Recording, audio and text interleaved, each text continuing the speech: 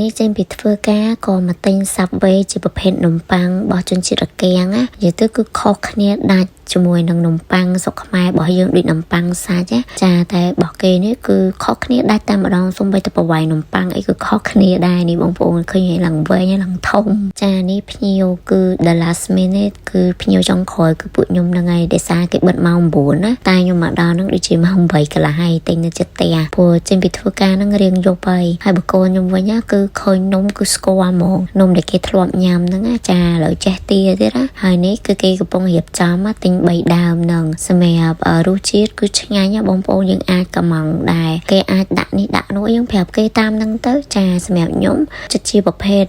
Subway ដាក់ត្រីធូណាហើយនឹងមានSubway សាច់មាន់នេះដែរSubway ហ្នឹងគឺគេហៅតែអញ្ចឹងជាប្រភេទនំប៉័ងអញ្ចឹងខ្ញុំហ៊ានតាមគេ Subway ដែរទៅនេះខ្ញុំញ៉ាំតែមួយកណាត់ទេមួយកណាត់ហ្នឹងធំជាងមុខខ្ញុំទៀតមកងូតទឹកទេគឺចាប់ផ្ដើមញ៉ាំជាមួយនឹងនំប៉័ងតែម្ដងនំប៉័ងហ្នឹងគឺអត់យកទៅកដៅអីទៀតទេគឺរបៀបរៀងទន់ល្មើនិយាយទៅដូចសាច់នំប៉័ងសាច់នំប៉័ងទន់ណាអត់ស្រួយសឹបដូចនំប៉័ងយើងនៅស្រុកខ្មែរនំប៉័ងសាច់អីទេតែរសជាតិគេនិយាយទៅឆ្ងាញ់មួយបែបមួ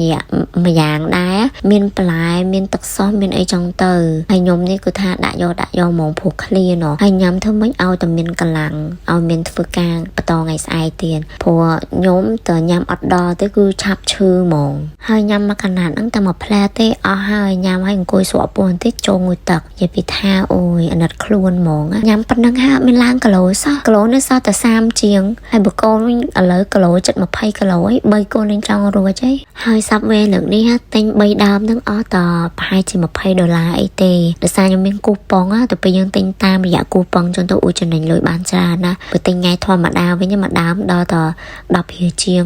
ចាំបើគិតទៅ3ដើមហ្នឹងអស់ចូលដល់30រៀលអីហើយតែលើកនេះមានគូប៉ុងចាគឺចំណាយធូរថវិកាមែនតែនអ្នកដែលគេចេះសំចៃខ្លាំងគេទិញអីតាមមើលគូប៉ុងអញ្ចឹងគឺថាចំណេញច្រើនហ្មងពេលទៅសាម្ដងតែខ្ញុំនេះចាគ្មានដែលសំគូប៉ុងអីទេព្រោះរាល់ដងធ្វើម្ហូបញ៉ាំនៅផ្ទះតែលើកនេះយើងមានគូប៉ុងអីចឹងយើងចេះទិញនឹងក្រៅញ៉ាំខ្លះទៅណា